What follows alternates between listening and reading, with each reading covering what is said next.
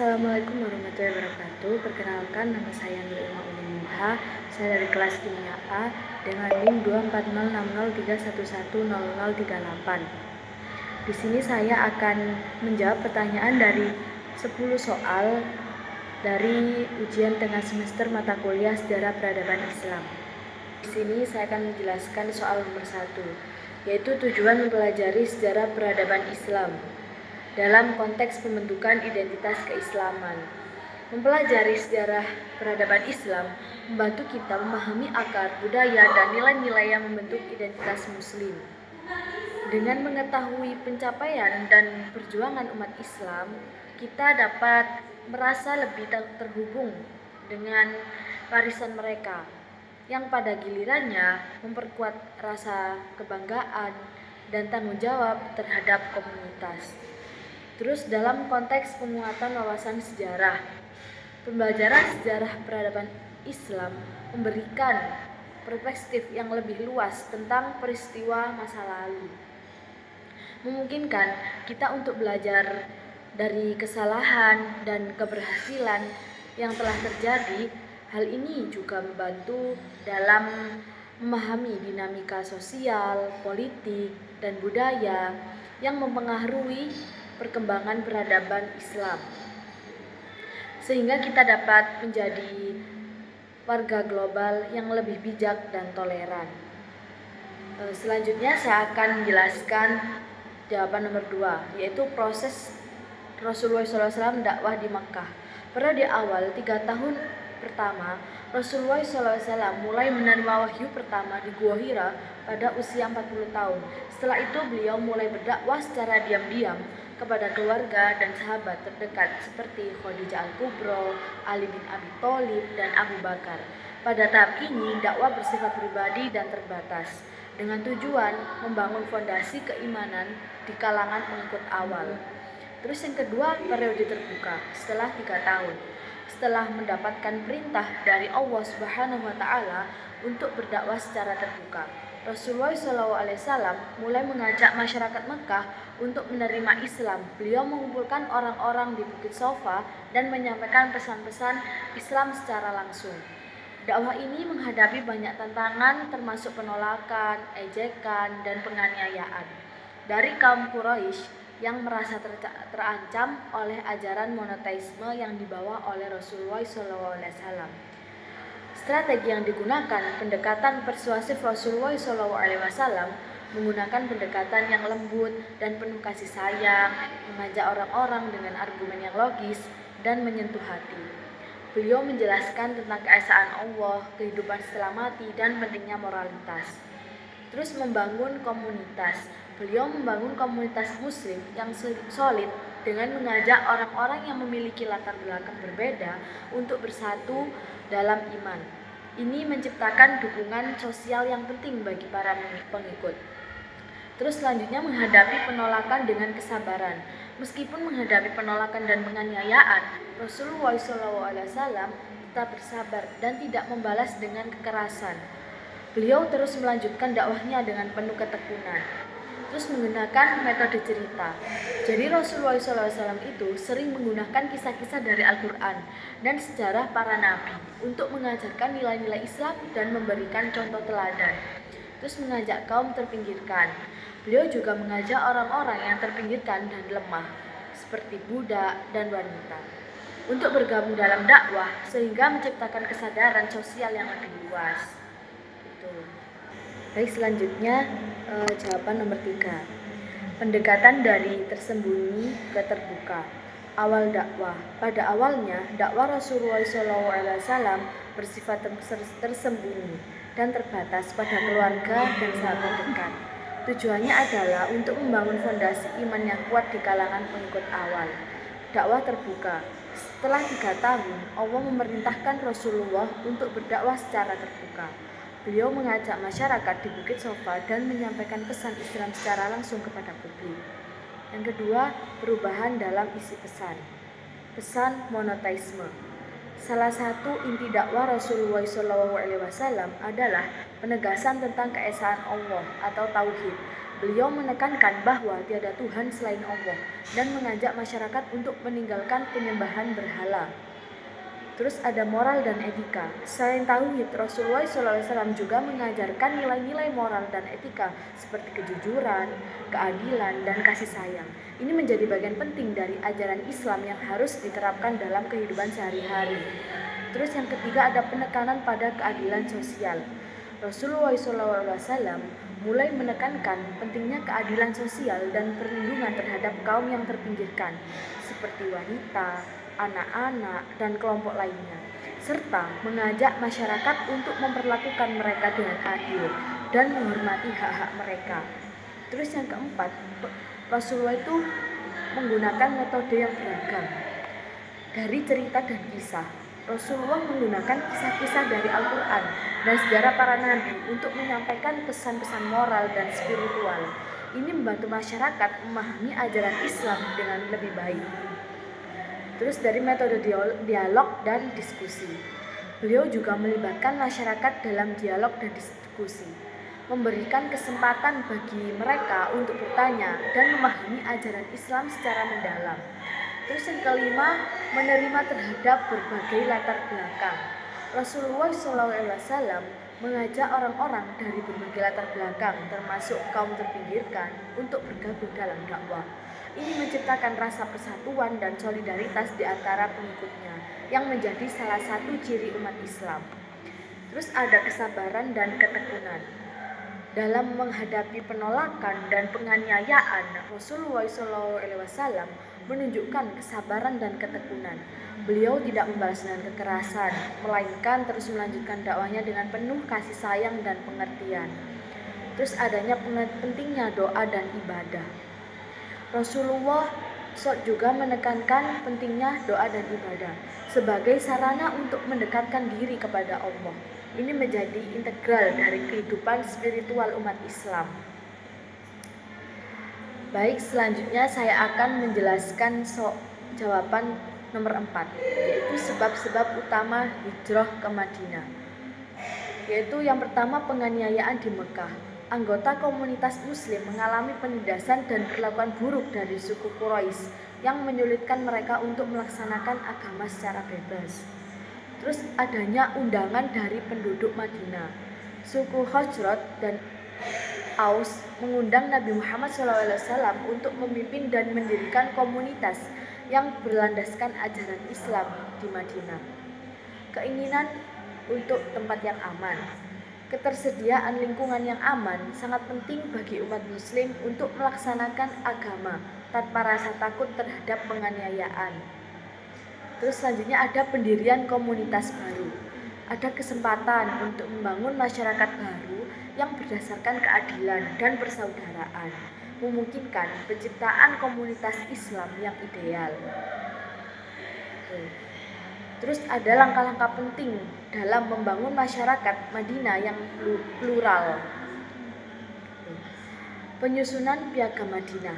Langkah awalnya mencakup penyusunan Piagam Madinah yang menjadi dasar untuk mengatur hubungan antar kelompok, termasuk kelompok pagan. Terus adanya pengakuan terhadap keberagaman. Piagam ini mengakui semua komunitas sebagai satu ummah, terlepas dari perbedaan agama dan suku, menciptakan rasa kesatuan. Terus adanya menetapkan hak dan kewajiban. Piagam menetapkan hak dan kewajiban bagi kelompok, memberikan perlindungan dan kebebasan beragama kepada semua warga. Terus adanya membangun kerjasama dan toleransi. Nabi Muhammad SAW menekankan nilai toleransi dan kerjasama antar komunitas, tercermin dalam berbagai artikel dalam piagam. Terus adanya pembangunan infrastruktur sosial. Masjid dibangun sebagai pusat kegiatan komunitas, berfungsi juga sebagai tempat ibadah dan pertemuan.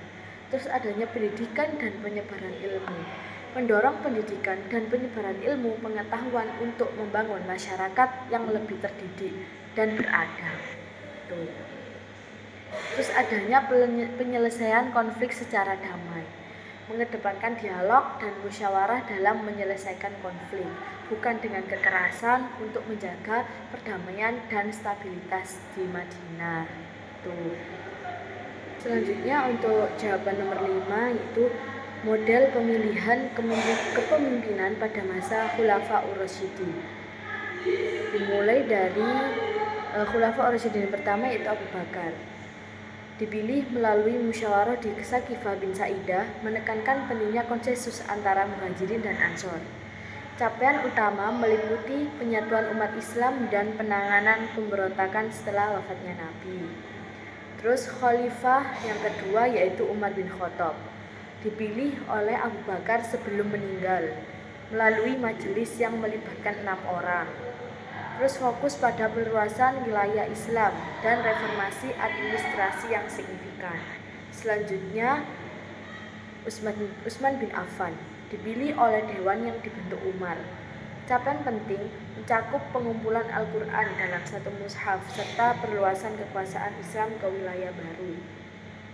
Terus Khulafaur Rasyidin yang terakhir yaitu Ali bin Abi Thalib, dipilih dengan dukungan kelompok tertentu setelah pembunuhan Utsman, berupaya menegakkan keadilan dan menghadapi tantangan internal meskipun diwarnai konflik. Jadi kesimpulannya dari 4 khalifah tersebut, setiap khalifah itu memiliki pendekatan dan capaian yang berbeda. Jadi semua berkontribusi, mereka berperan dalam perkembangan awal Islam.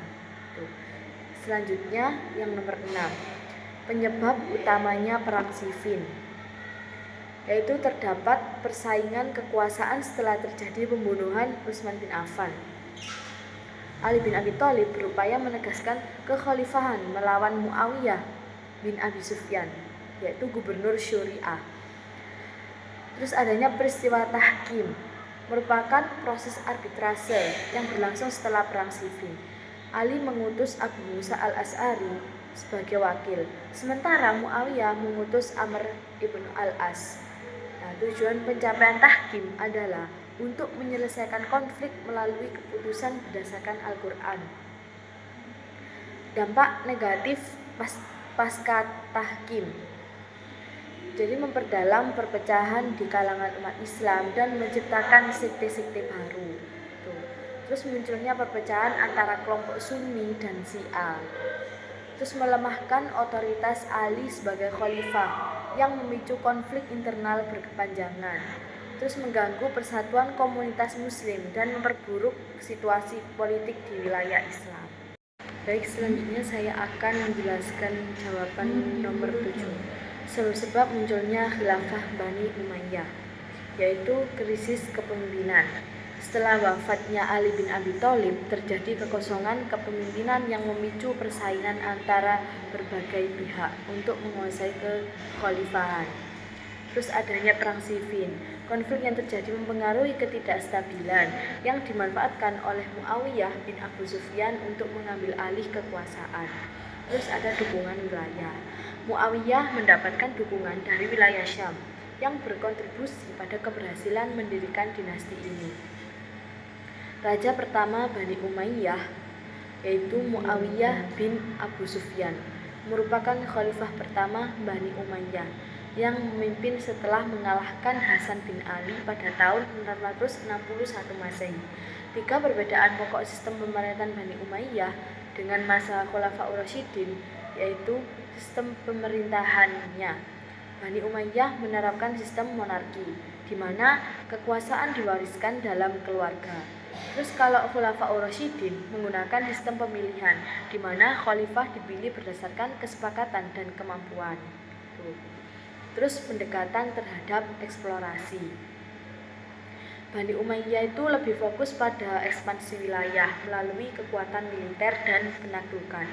Kalau Khulafaur Rasyidin menekankan penyebaran ajaran Islam dan menjaga stabilitas internal. Terus adanya keterlibatan kaum non-Arab.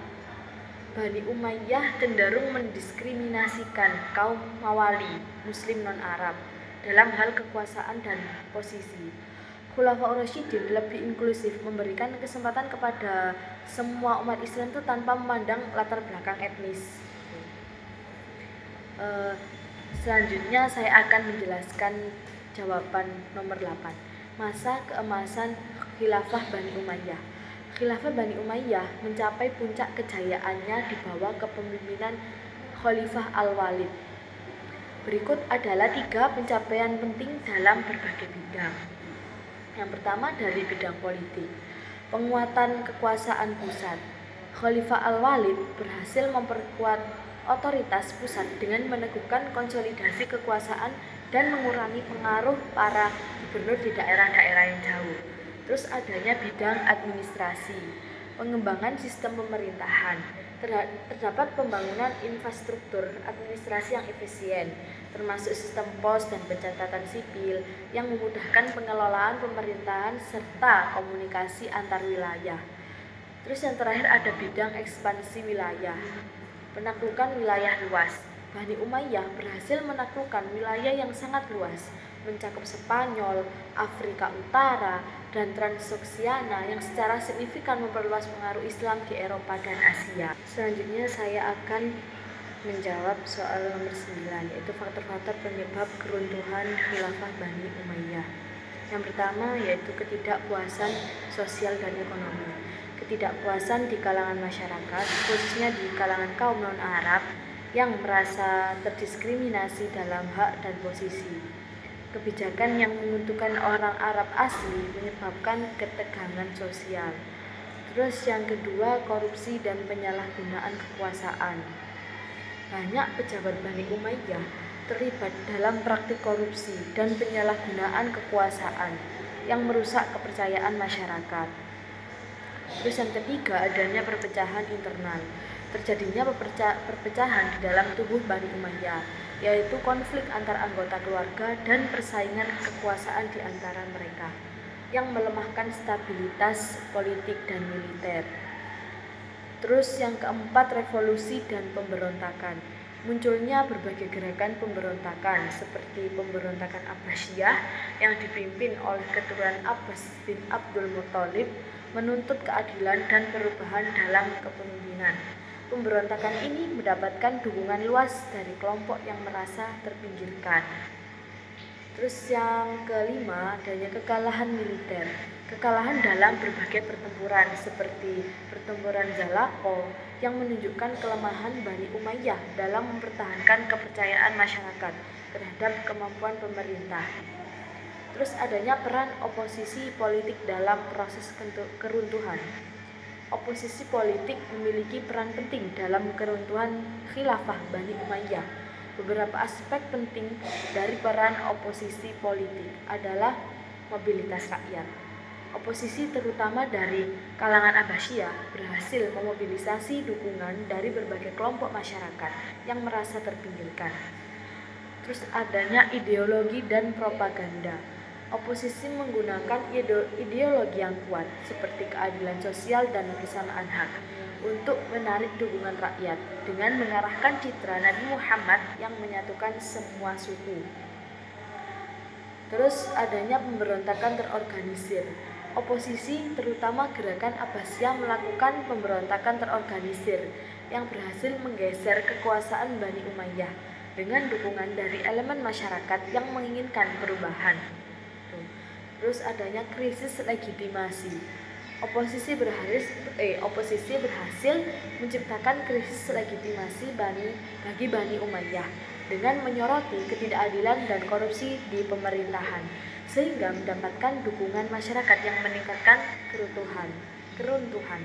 Dengan demikian, faktor-faktor internal dan eksternal serta peran oposisi politik memiliki dampak yang signifikan terhadap keruntuhan khilafah Bani Umayyah.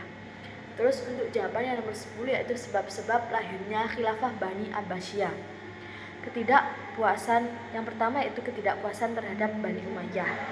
Banyak kelompok yang merasa terpinggirkan dan tidak mendapatkan hak yang setara dalam pemerintahan Bani Umayyah. Terus adanya dukungan keluarga Nabi. Keluarga Abbas bin Abdul Muthalib, yaitu paman Nabi Muhammad, memberikan dukungan luas dari masyarakat yang menginginkan perubahan kepemimpinan. Terus adanya revolusi sosial. Munculnya gerakan yang menuntut keadilan sosial, mendorong pemberontakan terhadap Bani Umayyah. Khalifah pertama Nabi Abbasiyah adalah Abu al-Abbas al-Asafah. yaitu yang menjadi khalifah pertama Bani Abbasiyah setelah berhasil menggulingkan Bani Umayyah pada tahun 750 Masehi. Capaian penting Bani Abbasiyah yaitu yang pertama ada ilmu pengetahuan, mendirikan Bait al-Hikmah di Baghdad yang menjadi pusat penelitian, terus mendorong kemajuan dalam matematika, astronomi, dan kedokteran. Tokoh-tokoh ilmuwan seperti Al-Farabi itu berkontribusi besar dalam bidang sains dan filsafat. Terus yang kedua ada dalam bidang ekonomi, yaitu memperluas jaringan perdagangan internasional, menjadikan Baghdad sebagai pusat perdagangan penting. Terus meningkatkan sektor pertanian melalui pengembangan irigasi dan teknik pertanian yang lebih baik. Terus dalam budaya, mendorong perkembangan seni dan sastra dengan karya-karya terkenal seperti 1001 Malam, arsitektur megah termasuk pembangunan masjid dan istana yang indah itu mencerminkan kemajuan budaya. Nah, ini sebab-sebab keruntuhan Bani Abbasiyah, yaitu adanya perpecahan internal, konflik antara berbagai faksi dan keturunan khalifah menyebabkan ketidakstabilan politik, korupsi dan penyalahgunaan kekuasaan. Banyak pejabat terlibat dalam praktik korupsi yang menurunkan kepercayaan masyarakat terhadap pemerintah. Adanya invasi Mongol. Serangan Mongol pada tahun 1258 Masehi menghancurkan Baghdad dan mengakhiri kekuasaan Bani Abbasiyah secara efektif.